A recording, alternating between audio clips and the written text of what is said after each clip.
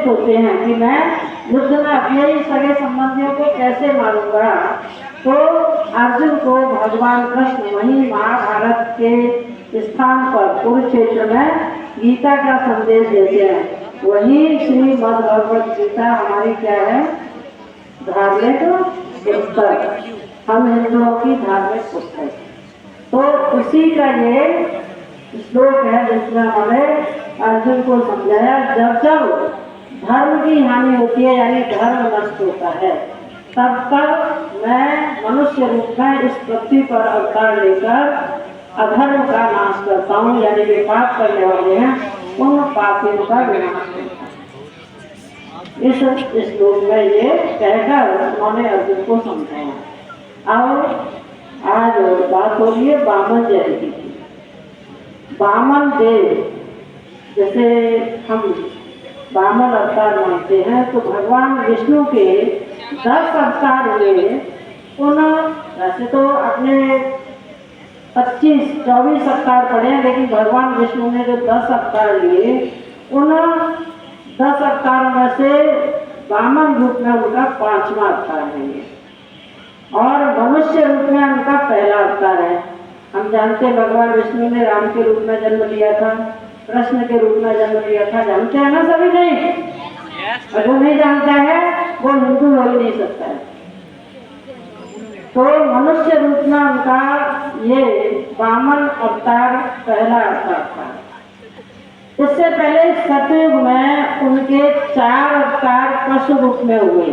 आपको पता है हमारे पुराणों के अनुसार, धर्म के अनुसार 4 युग हैं। कौन कौन से हैं? सबसे पहला सतयुग, फिर त्रेता युग, फिर खड़े युग।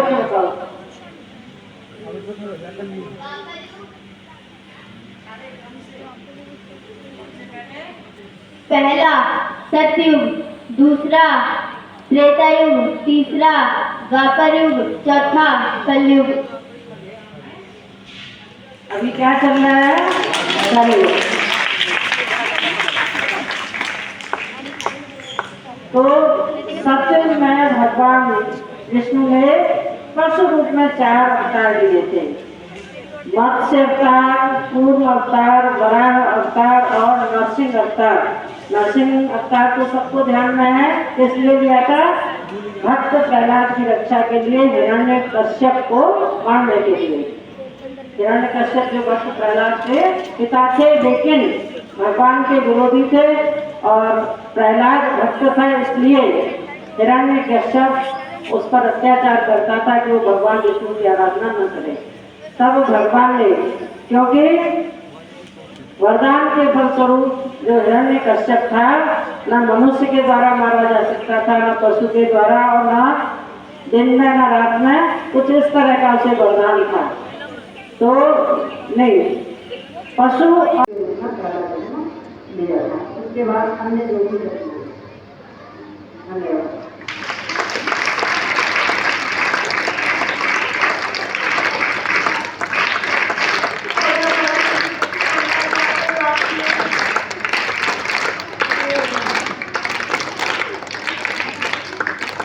अब मैं कक्षा 11वीं से कविता को बुलाना चाहती हूँ, जो हमारे समक्ष एक कविता प्रस्तुत करने जा रही है, जिसका शीर्षक है वह फूल कहो किस मतलब का।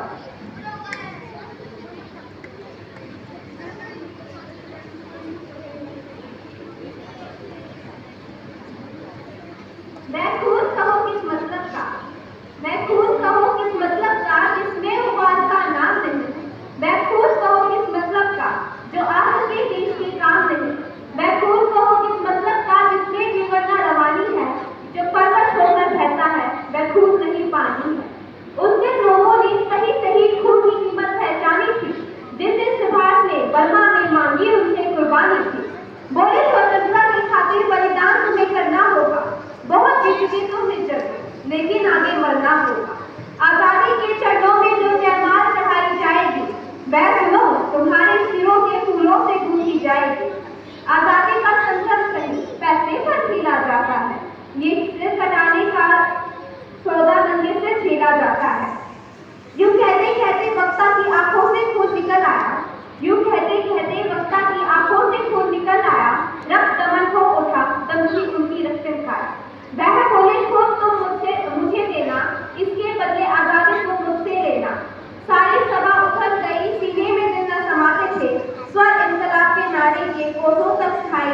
थे। सुभाष बोले, ऐसे नहीं, बातों से मतलब चलता है। लो यह लो कागज, आकर कौन यहाँ आकर हस्ताक्षर करता है। सारी जनता हुंकार उठी, हम आते हैं, हम आते हैं। माता के चरणों में बहनो, हम अपना रक्त गिराते हैं। ऐसे उस दिन देखा युवक बढ़ते ही आते थे, काटे चुमड़ी से वह अपना रक्त गिराते थे। फिर उस सबकी शाही में वे अपनी कलम डुबाते थे, आजादी के परवाने पर हस्ताक्षर करते जाते थे। उस दिन तारों ने देखा था हिंदुस्तानी विश्वास नया, जिनसे महावीरों ने लिखा अपना इतिहास नया। धन्यवाद।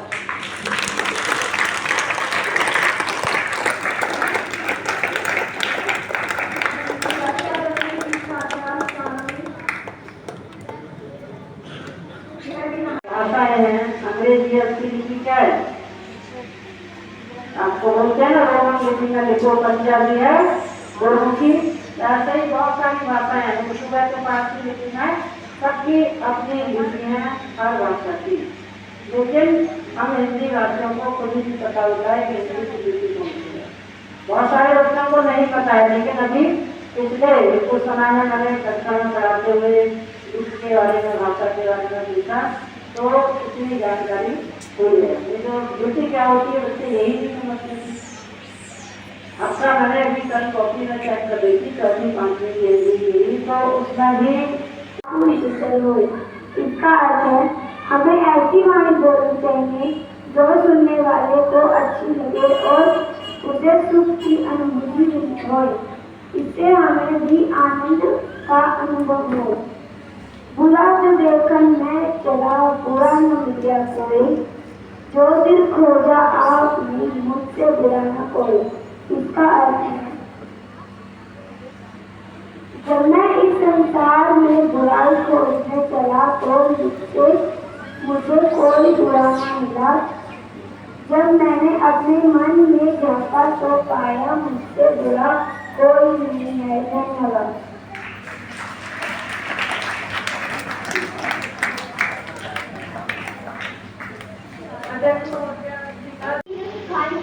परंतु मैं जानना चाहता हूँ कि तुम लोगों में से किसने किन विद्याओं को सबसे अधिक पसंद किया है।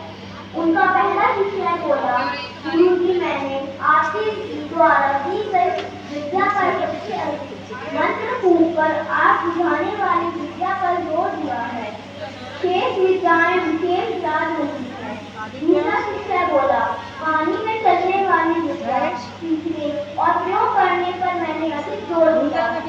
तीसरा शिष्य बोला, गुरुजी मैंने तेज आंधी को केवल मंत्र द्वारा शांत करने की कला पर अधिक जोर ध्यान दिया है। चौथे शिष्य ने बोला, गुरुजी मेरी इन चीजों में रुचि नहीं रही, मैं तो सिर्फ मन को वश में करने की कला ही सीख पाया हूँ। मुझे ऐसा लगता है मन को वश में करके जीवन सफलतापूर्वक जी सकते हैं। चौथे शिष्य की बात सुनकर गुरुजी बहुत प्रसन्न हुए और कहा, तुमने सभी शिक्षा प्रस्तुत करने जा रहे हो। भारत की शान है हिंदी, भारत की शान है हिंदी, हम सबका अभिमान है हिंदी। जन्नत की भाषा है हिंदी, भारत की आशा है हिंदी, भारत की आशा है हिंदी। बच्चों का पहला शब्द है हिंदी, बच्चों का पहला शब्द है हिंदी। माँ के प्रेम की छाया है हिंदी, हिंदुस्तान की गौरव गाथा है हिंदी। एकता की अनोखी परंपरा है हिंदी, एकता की अनोखी परंपरा है हिंदी। हिंदुस्तान की आवाज है हिंदी, हिंदुस्तान की आवाज है हिंदी। हर दिल की धड़कन है हिंदी, हर दिल की धड़कन है हिंदी। सरल शब्दों में कहा जाए तो जीवन की परिभाषा है हिंदी। धन्यवाद।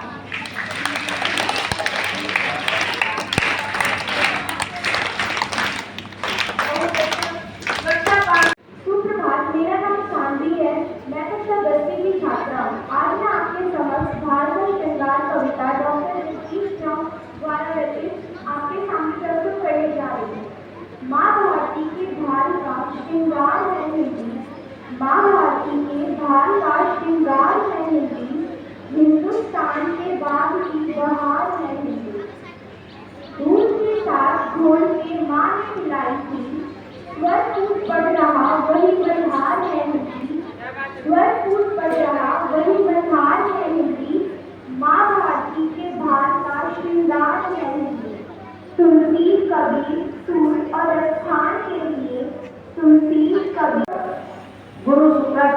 रहे थे तब विष्णु वामन रूप में वहाँ पहुँचे और उनसे इसे राजा बलि से कुछ मांगने की इच्छा करती। ये वामन रूप में विष्णु है, तो गुरु शुक्राचार्य को पहचान गए कि उन्होंने वामन रूप में साक्षात विष्णु है, तो संकेत किया बलि को इनको कोई वचन न दें, क्योंकि ये तो भगवान विष्णु है। लेकिन बलि ने उनकी बात को अनसुना कर दिया और वामन देव को वचन दे दिया। तो वामन देव ने 3 वचन उनसे पूरा करने के लिए संकल्प लेने के लिए कहा। तो जब किसी को वचन दिया जाता है, संकल्प दिया जाता है, तो देने वाला अपने हाथ में जल पात्र लेकर पानी लेता है और फिर वो संकल्प करता है। तो बलि के हाथ में एक कमंडल था और उस कमंडल से जैसे ही वो वचन देने के लिए उन्होंने उठाया, तो जो उनके गुरु शुक्राचार्य थे, क्योंकि बलि ने जो सौतेला भाई था, जो कहाँ का अधिपति था, लंका का था, रावण ने तो उससे छीनी थी। तो कुबेर ने भिक्षा पात्र प्रदान किया, क्योंकि प्राचीन काल में जो ब्राह्मण थे वो भिक्षा मांगकर ही जीवन यापन करते थे। इसके पश्चात वामन अपने पिता ऋषि कश्यप से आज्ञा लेकर राजा बलि के पास गए। वामन अवतार का जो उद्देश्य था उनका जन्म लेने का, उसका उद्देश्य था इंद्र को बलि के भय से मुक्त करने का। हुआ क्या था, बलि था, असुर था, राक्षस था, लेकिन बहुत ही वो धर्मात्मा था और दानवीर राजा था। राक्षस होने के बावजूद भी वो बड़ा ही धर्मात्मा और दानवीर राजा था। उसके यश और कीर्ति से, क्योंकि जो धर्मात्मा होगा, दानवीर होगा, स्वाभाविक है कि उसका यश भी बहुत होगा, लोग उसको पसंद करेंगे।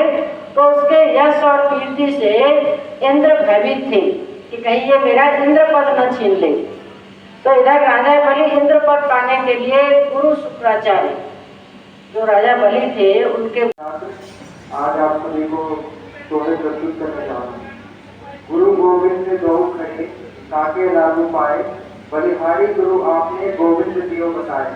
अर्थात गुरु और भगवान दोनों एक साथ खड़े हैं। पहले किसके चरण स्पर्श करे, कबीरदास जी कहते हैं पहले गुरु को प्रणाम करूंगा, क्योंकि उन्होंने ही गोविंद तक पहुंचाने का मार्ग बताया है। पार्थ नगर नामुत्र विनाशक से विद्यते, नहीं कल्याण कृष्ण दुर्गति की सात व्यक्ति। अर्थात श्री भगवान बोले, हे पार्थ, उस पुरुष का न तो इस लोक में नाश होता है और न परलोक में ही, क्योंकि ये प्यारे आत्म द्वार के लिए अर्थात भगवान शास्त्र के लिए कर्म करने वाला कोई मनुष्य दुर्गति को प्राप्त नहीं हो सकता। धन्यवाद।